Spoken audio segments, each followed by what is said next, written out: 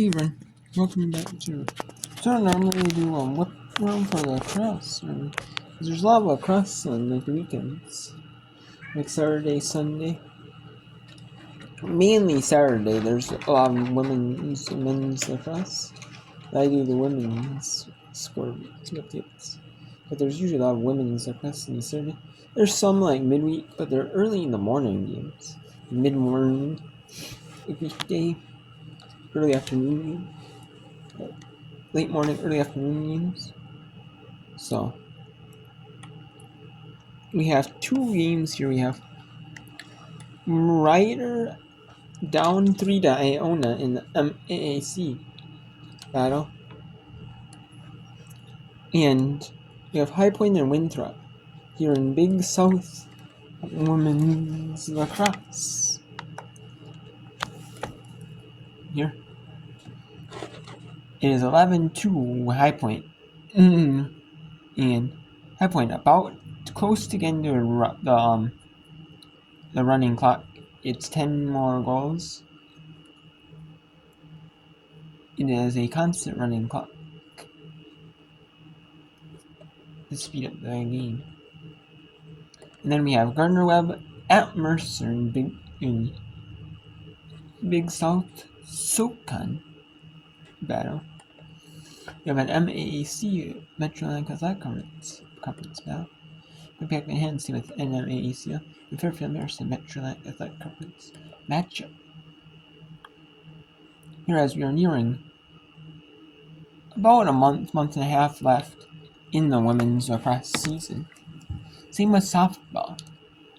So this is going to be interesting, as the winter sports are wrapping up. Here we got men's hockey, not this week, and the men's Final Fours for basketball, but we got the next week.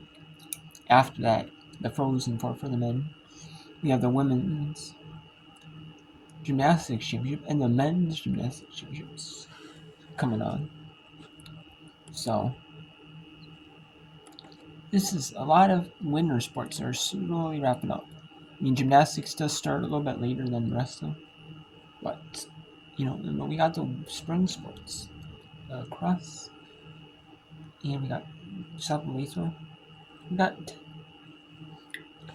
tennis, golf, all those sports. About a month and a half left of their seasons before conference tournaments, and then after conference tournaments, and then the NCAA tournaments.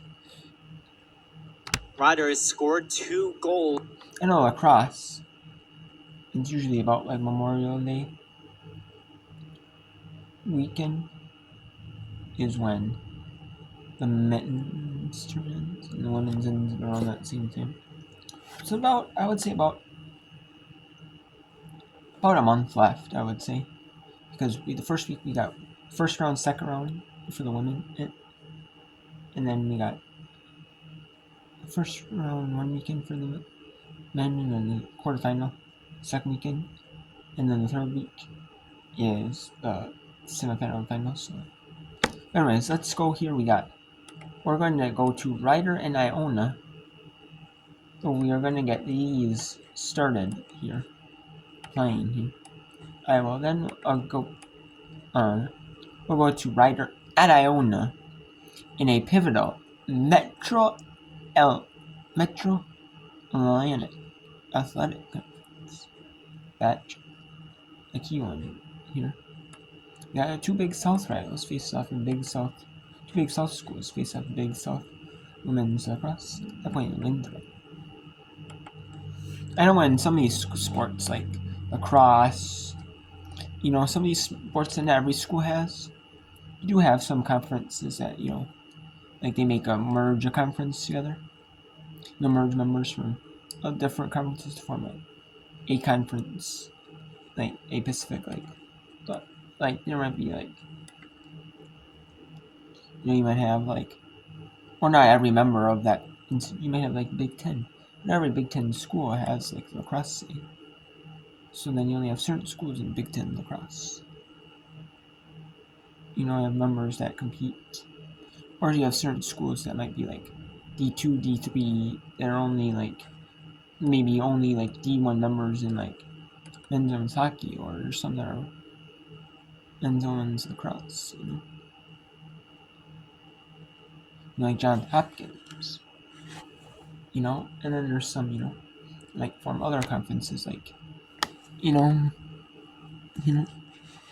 might have the conference rivals in this sport, but not in any other sport. Okay, so let's go to Ryder and Iona. 2 players up Ryder is. Ryder definitely needs to capitalize, and they do.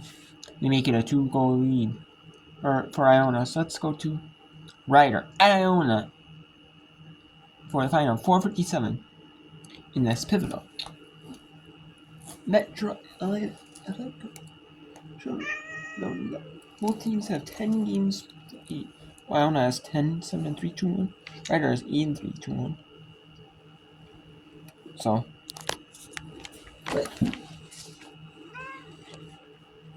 5 minutes. A lot can happen in 5 minutes. You could score in 10 seconds in lacrosse, win the draw, go down the field, and put it in.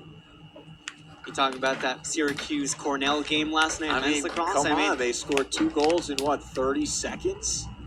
It is a big game, especially if you can win draws. But right now, Iona are back in control in terms of draws. Both players released after that goal. So Norton as well as Verada were released. We're back to even strength. Draw control won by Kaylin Norton.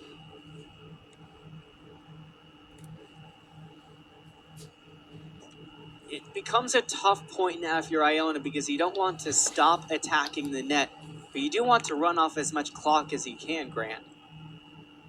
Definitely. Verada, as I say that, goes low.